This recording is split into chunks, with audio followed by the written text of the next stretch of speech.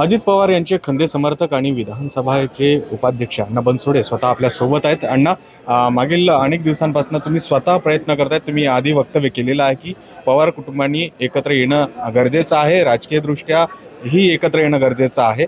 आत्ताची काय परिस्थिती आहे? आता पुन्हा एकदा चर्चा सुरू झाली आहे। देशाचे नेते आदरणीय पवार साहेब, महाराष्ट्र राज्याचे नेते, राष्ट्रवादी काँग्रेस पक्षाचे राष्ट्रीय नेते, माझे मार्गदर्शक, तुम्हाला आठवत असेल की मागील काळातही मी हे वक्तव्य केलं होतं की आदरणीय पवारसाहेब असतील, आदरणीय दादा असतील, दोन्ही मोठे नेत्यांनी जर एकत्र आले तर खऱ्या अर्थाने महाराष्ट्राच्या जनतेला, महाराष्ट्रातील कार्यकर्त्यांना ज्या पद्धतीने विकास व्हायला पाहिजे त्या पद्धतीने विकास होईल आणि कार्यकर्त्यांनाही ताकद मिळण्याची शक्यता आहे। आगामी काळात ज्या महानगरपालिका निवडणुका आहेत त्याला देखील फायदा होईल असं वाटतंय का जर एकत्र आले तर? साहजिकच आहे, जर दोन्ही पक्ष जर एकत्र आले तर महाराष्ट्रामधील सर्व महानगरपालिकेच्या निवडणुका असतील, जिल्हा परिषदेच्या निवडणुका असतील, नगरपालिकेच्या निवडणुका असतील, एकत्र आल्याने महाराष्ट्रामध्ये राष्ट्रवादी काँग्रेस पक्षाची नक्कीच प्रगती आणि त्याचा फायदा झालेला हे अनेक दिवसांपासून चर्चा चाललेली आहे, दोन्ही बाजूचे नेते, पदाधिकारी आणि तुम्ही आमदार देखील सकारात्मक आहे,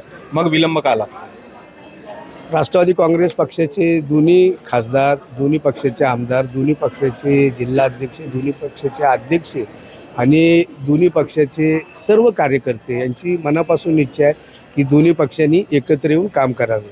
तसं बघितलं तर आज तुम्ही जो प्रश्न विचारलेला आहे की काही हितचिंतक की याच्यामध्ये मिठाचा खडा टाकण्याचा प्रयत्न करत असतील, पण माझं असं वैयक्तिक मत आहे, त्यांनी जरी किती प्रयत्न केला तरी जर दोन्ही पक्ष एकत्र येणार असतील तर त्यांच्या या कृत्याला किंवा त्यांच्या या कृतीला यश येणार नाही। पण कोण मिठाचा खडा टाकतंय असं वाटतंय?